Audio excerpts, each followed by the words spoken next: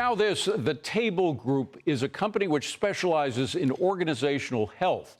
The company's founder is Patrick Lencioni, and he joins me now. Patrick, thank you for being here. What exactly makes an organization healthy? You know what it does? It's about building a culture where people trust each other, engage in conflict, and pursue the truth together. It's about the free exchange of ideas. It's about not having silos and politics within your organization and really having alignment and people working together. And I'm convinced after 30 years of doing this, that it is the best competitive advantage in business, because most organizations, David, are very smart these days. They have all the information and technology, but when there's dysfunction in the organization, they fail.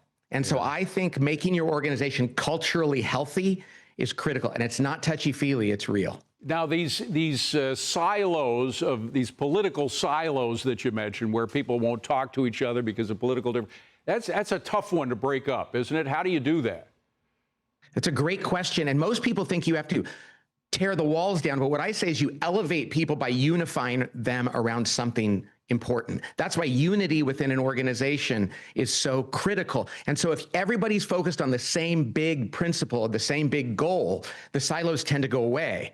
But when people are focused on their own part of the world only, not the whole organization, then they start building up these walls. So I say you raise them up out of that by giving them a common focus. Now, I'm holding up an iPhone, if you can't see.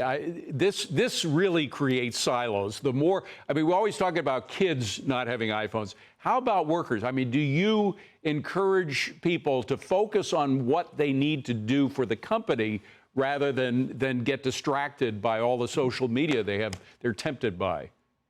You know, Alan Mulally, who's a friend of mine who turned the Ford Motor Company around, one of the most important things he did is that during meetings, he would tell people, get rid of that thing. Yes. We're here in this meeting. We're talking about what we're doing for the company, and I don't want a bunch of distractions. I don't want you focused on your stuff instead of our stuff. It's really critical. And you know, David, one of the things we have to learn to do in a healthy organization is to argue well. People that don't engage in passionate, spirited conflict create a toxic culture. And when people feel like they can't speak up and speak their mind, companies make decisions that are ridiculous. And even in society, when we can't disagree passionately, when people are stifled in their opinions, bad things happen. Good, healthy conflict is a sign of a healthy organization and a healthy society. Yeah, and my own opinion, I think that's what Charlie Kirk was all about, was healthy, and I know aggressive disagreements. He's a great friend of Stuart, I know, and I followed him. And yeah, he wanted people to disagree. Even if they didn't arrive at the same place, he thought, let's just have it out so we don't leave anything on the table. Patrick Lencioni. Patrick, great to see you. Thank you very much. And by the way, you'll be speaking at the Prolific Growth Summit in Indianapolis. And guess who will be there? Charles Payne is going to be hosting his show from there Wednesday, September 24th, 2 p.m. Eastern Time. You don't want to miss that.